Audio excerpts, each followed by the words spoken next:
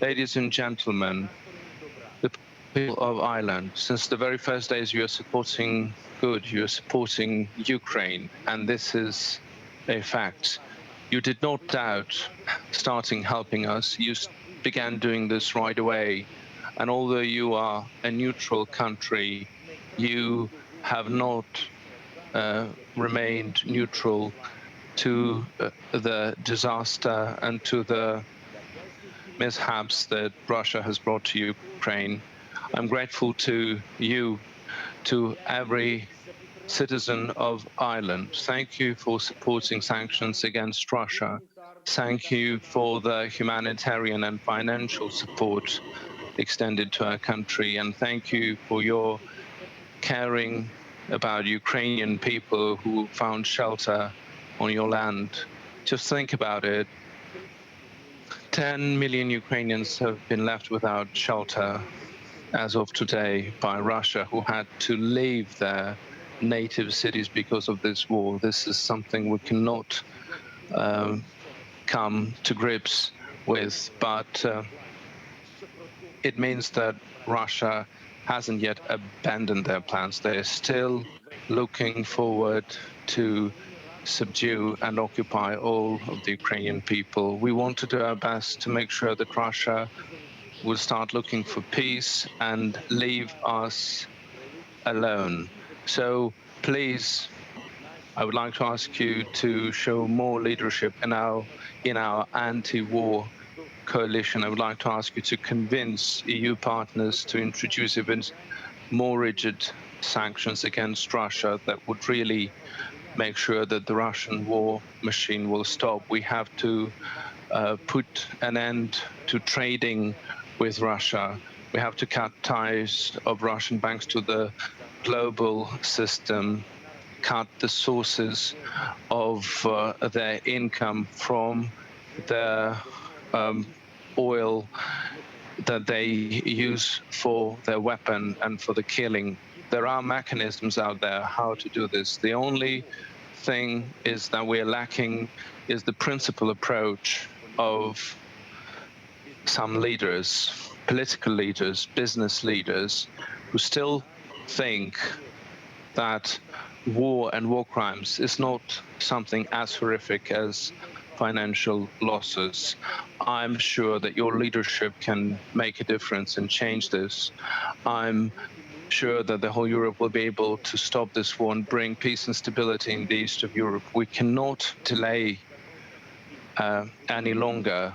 The longer this aggression of Russia will continue, the worse will be the consequences, not only for our continent, but neighboring regions. Ladies and gentlemen, it's the people of Ireland.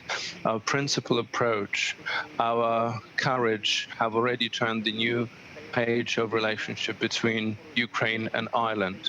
Our mutual understanding and mutual respect is already at a level where it becomes only the question of time for us to start living in our common European home. Thank you for the support of the accelerated procedure to provide membership in the EU to Ukraine. With your support, it will be even faster and beneficial to both nations. And we need to start thinking about the restoration of our country after the war. We are inviting leading countries of the world to participate in rebuilding and restoring of Ukraine. Of course, Ireland is always welcome to do so. For example, in our Kherson Oblast, your skill of valuing the lives and community development experience, your economic potential is something that you're known for. So let's bring our efforts together and let's show that Ukraine and Ireland jointly can do much more than the biggest country of the world was trying to destroy. I'm grateful to Ireland. Slava Ukraini.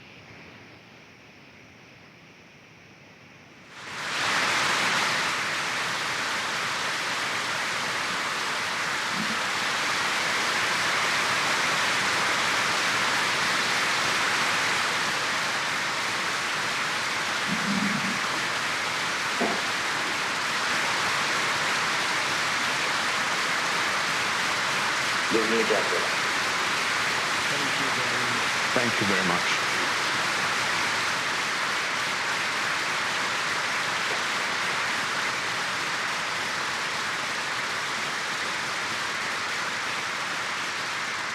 President Zelensky, Ireland is resolute in our solidarity and support for Ukraine.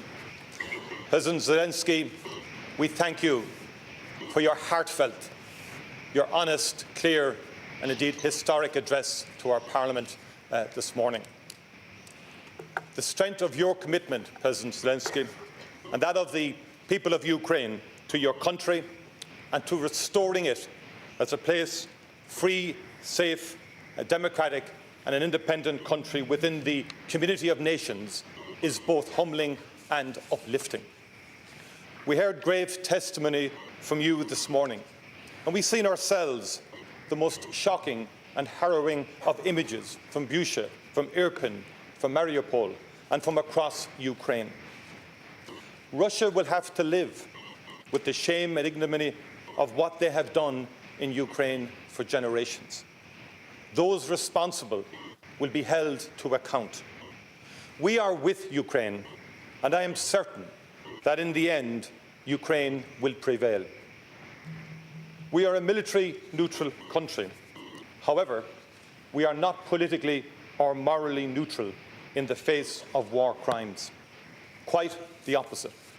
Our position is informed by the principles that drive our foreign policy: support for international human rights, for humanitarian law, and for a rules-based international order.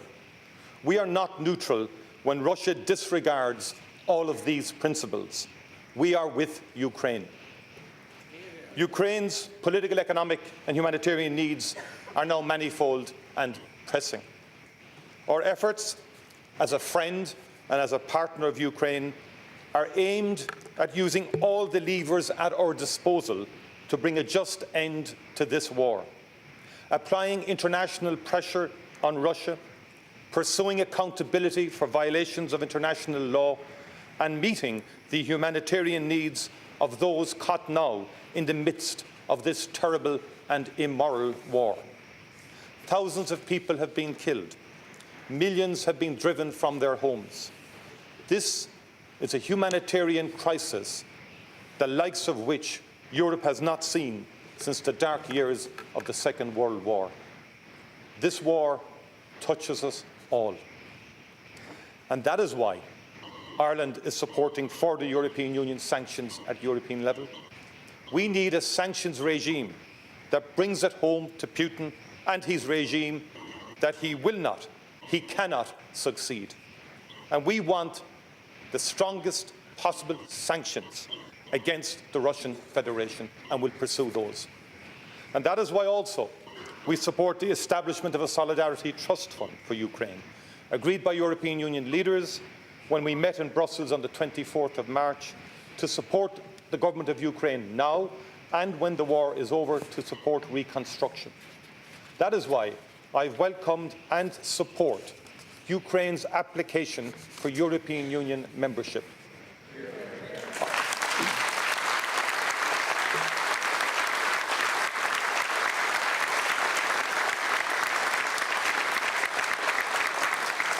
I welcome that application, and I reiterate our support again this morning in this House for it. It is the democratic right of Ukraine and the people of Ukraine to decide your political orientation.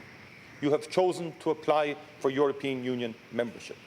We know that EU enlargement has been a force for stabilisation and democratisation in the European Union's neighbourhood. It is in the European Union's strategic interest. It is in Ukraine's interest. As I said to you, President Zelensky, when we spoke on the 16th of March, I will continue to support Ukraine's case. And that is why also we have committed €20 million in direct humanitarian funding, delivered through proven international agencies active on the ground, and we will do more. This is to meet urgent needs of those in need in Ukraine and indeed in neighbouring countries, including shelter, medical care, health, water and sanitation. As well as financial support, Through a collaborative effort, we are in the process of delivering medical equipment, including ambulances, ultrasound machines, mobile X-ray machines, ventilators and incubators. On the 26th and the 28th of March, 2 dispatches of urgently required medical equipment left Ireland, and more will follow. That is why Ireland has contributed our full share to the European Peace Facility's €1 billion military assistance package for Ukraine. We've also provided ready provisions and body armour to the Ukrainian military. We will also continue, President Zelensky, to support any avenue that can lead to an immediate ceasefire. In light of what has been revealed in the areas from which Russian troops have withdrawn, that task will now be even more difficult. I therefore especially commend your commitment, President Zelensky, to continuing to try, despite the enormous challenges you face. Please know that we are with you in that task, and that we stand ready to contribute to and to support any initiative which can lead to a just peace for the people of Ukraine. But I know that the people of Mariupol cannot wait for talks to conclude. Their needs are too urgent. We need to see genuine humanitarian corridors opened and implemented. Ireland, along with our partners, will continue to support any sincere efforts at the United Nations to ensure safe and unhindered access of humanitarian assistance. Thousands of Ukrainians have arrived in Ireland since the start of this war. And if I may address these words to them, and I know that the ambassador of Ukraine, Larisa Gerasko, is here in the gallery for today's debate. To those who have arrived here from Ukraine, I hope you find in Ireland safe harbour and friendship for as long as you need it.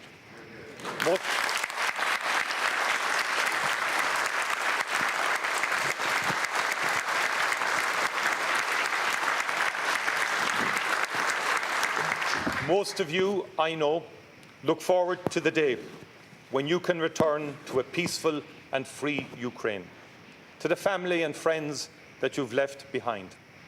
That day will come. In the meantime, our home is your home. The war in Ukraine has sparked a crisis the likes of which we have not seen in Europe for decades. It is no surprise to me that the Irish people have stood up to be counted in an unprecedented way in response. Over 18,000 Ukrainian people have arrived in Ireland. Dedicated reception facilities are in place to provide temporary protection and access to other services immediately on arrival. We are providing accommodation to those who have sought it, and we are ramping up our efforts to meet the very challenging and increasing demands. We are also working to ensure that other supports are available to people arriving here, including access to health, social care, services and education. New arrivals are also being registered to ensure that they can access income supports as needed. The heartfelt response of people across Ireland is clear in the whole range of initiatives at community level. I would like to thank all of the people who have opened their hearts and in some cases their homes to people from Ukraine. President Zelensky, when you addressed the European Parliament, you said, "Life will win over death. Light will win over darkness." Even in the face of the bleak horrors of this week, I recall your words and the hope and determination they carry. We stand with Ukraine. Slava Ukraini.